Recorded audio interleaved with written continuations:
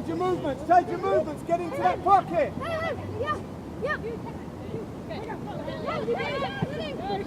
Yes, flutter. Good, there we go. 1v1. Go on, you, go on, 1v1, go on. You're in. From @Bryant Wing, Coach, if you could compete in any other sport at the Olympics, what would it be and why? Very good question.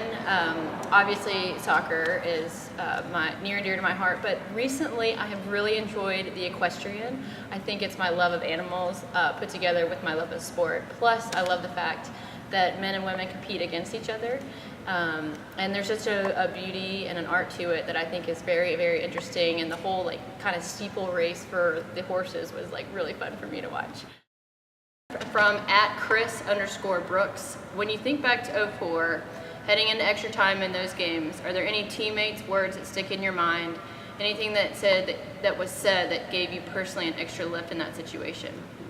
Yeah, I'll never forget Julie Foudy when we were going in overtime against Germany in the semifinals. She made us all remember what it was like to lose to them in the World Cup just the year before and how much pain that we felt.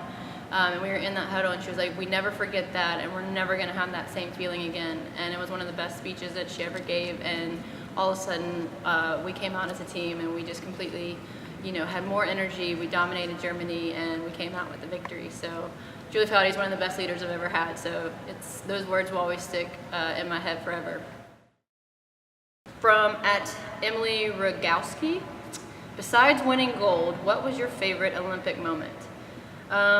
I think my favorite Olympic moment was my family being there. They all had their signs, they all had their shirts. I saw my sister white as snow because I think she took all of the nervousness out of me and put it in her because she just was so nervous, and my mom was crying, and it was just really cool just for my family to be there with me and experience the whole gold medal. And I had my dad, 2 best friends, boyfriend, now husband, and then we had some family friends that were there, so we had quite the Reddick, that was my maiden name, clan, so it was a lot of fun.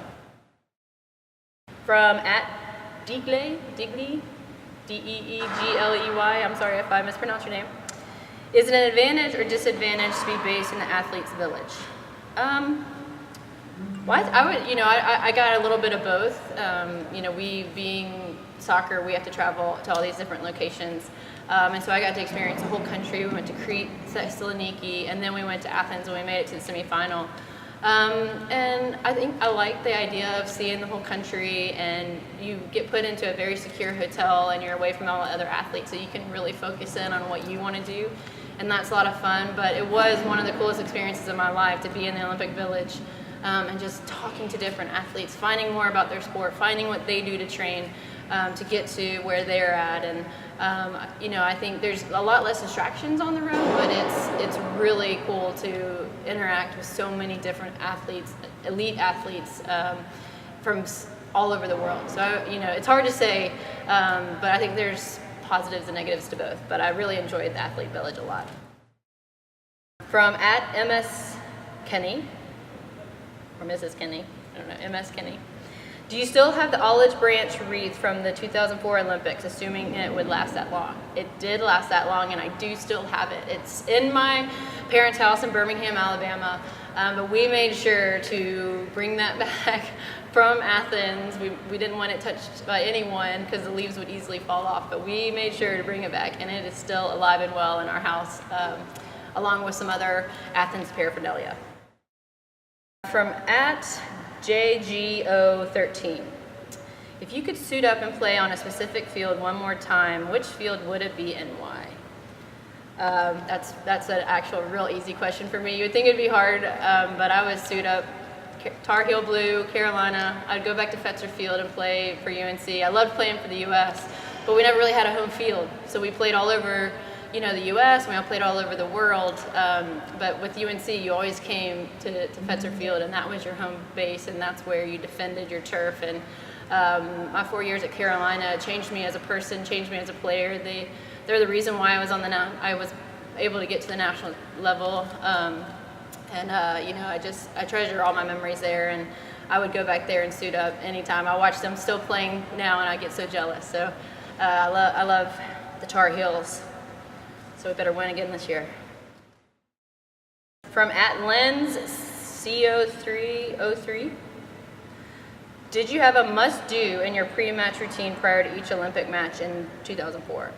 I actually have a must-do. It was always the same my whole career, actually. I was taught early on to make sure that my game day rhythm was, the same, so that any type of game that I was playing, whether it was a friendly or whether it was the Olympic final, it would always act as if, I knew exactly what I was doing. So 4 hours prior, that's when I got started. And all my family, my friends, they knew not to talk to me in that 4 hour window before I was supposed to be at the field, because that's when I started my pregame meal.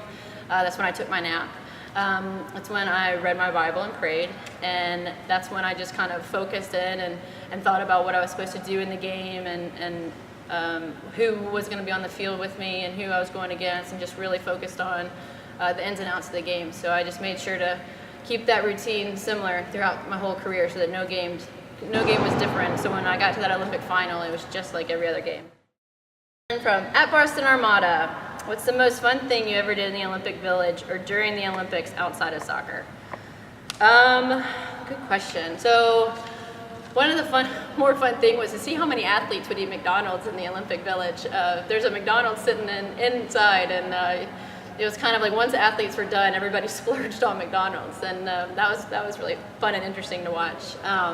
But I think, one of my favorite things was just watching the other athletes when we were done, because we were able to see the men's basketball and the women's basketball team play. We were able to see the men's and women's indoor volleyball, and that was really neat, just to watch the athletes. And then you could watch them, and we had just had lunch with them, and so that was really neat, just to get that camaraderie of those players from each of the different sports, and go cheer them on, and wish them luck, because thankfully we were already done and we had that gold medal wrapped around our neck, so we were free to cheer, and cheer very loudly, because we love the U.S. and I love the U.S. and I'm just so proud of America.